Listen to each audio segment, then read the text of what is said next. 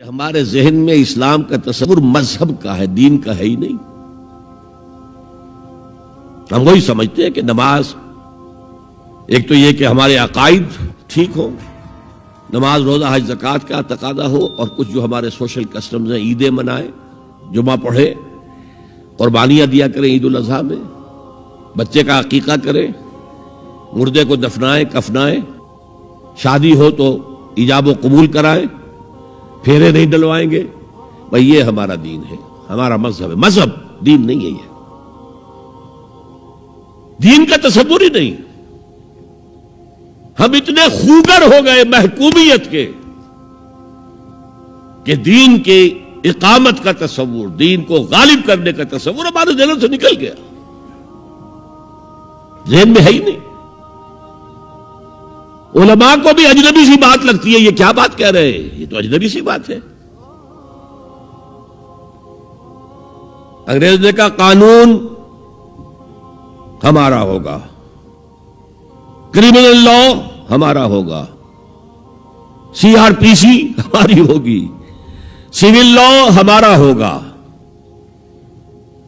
نظام ہمارا ہوگا۔ ہاں نماز پڑھ سکتے ہو، روزہ رکھ سکتے ہو، ہمیں کوئی تمہارے مذہب سے کوئی دشمنی نہیں، بلکہ انگریز نے تو بڑی رعایت کی تھی۔ اس نے کہا تھا تم اپنے فیملی لاز بھی اپنی مرضی سے جیسے چاہو طے کرو۔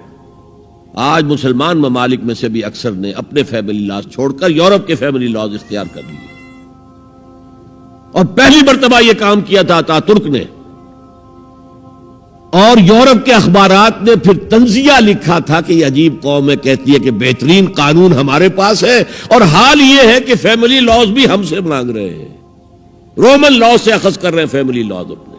یہ ان کا حال ہے، کہتے ہیں بہترین قانون ہمارے پاس۔ تو انگریز کے آنے کے بعد اب ہمارا علماء کا قال اللہ و قال رسول یا مدرسہ چلا لے۔ بہرحال انہوں نے بڑی خدمتیں کی ہیں، اگر یہ نہ ہوتا تو شاید ہمارے ہاں مساجدیں آباد ہی نہ ہوتی۔ کم سے کم علماء نے وہ پوزیشنیں جو ہیں وہ پر کی ہیں، ایک ڈھانچہ جو ہے وہ برقرار رکھا ہے، اس میں کوئی شک نہیں، ان کی خدمات ہے۔ لیکن انگریز نے تو جو بھی تھا صرف اتنی آزادی دی تھی، اسی کو ہم ذہناً ریکنسائل کر چکے ہیں، بس اسلام یہی ہے نہیں۔ اور آج میں آپ کو بتا دوں، امریکہ اور انگلینڈ خاص طور پر، اور بقیہ عیسائی مملکتیں بھی بالعموم، اسلام کے خلاف جو جنگ جاری کر رہے ہیں، اور تیزی کے ساتھ یہ بڑھے گی، اس کا بھی معاملہ یہ ہے کہ مذہب کی حیثیت سے اسلام کے خلاف ان کی کوئی جنگ نہیں۔ جب بش کہتا ہے کہ ہم تو اسلام کے خلاف نہیں، صحیح کہتا ہے، سچ کہتا ہے۔ وہ یہ کہہ سکتے ہیں you have come here, you have purchased churches and synagogues and converted into mosques, did we object? تم یہاں آئے، تم نے چرچ خرید کے مسجد بنا لی، سینیگوگ یہودیوں کا خریدا اور مسجد بنا لی، ہم نے کبھی روکا تمہیں؟ تم نمازیں پڑھتے ہو، ہم نے روکا؟ روزے رکھتے ہو، ہم نے روکا؟ بلکہ رمضان میں وائٹ ہاؤس میں ایک افطاری بھی دے دیتے ہیں تمہیں، سیریمونیل۔ تمہاری عید ہے، بقرہ عید ہے، ہم کو کمیموریٹو سٹیمپس جاری کر دیتے ہیں، یہ عید کا جو ہے ڈاک کا ٹکٹ ہے اور یہ بقرہ عید کا ہے۔ تو مذہب سے تو ہمیں کوئی اعتراض نہیں، لیکن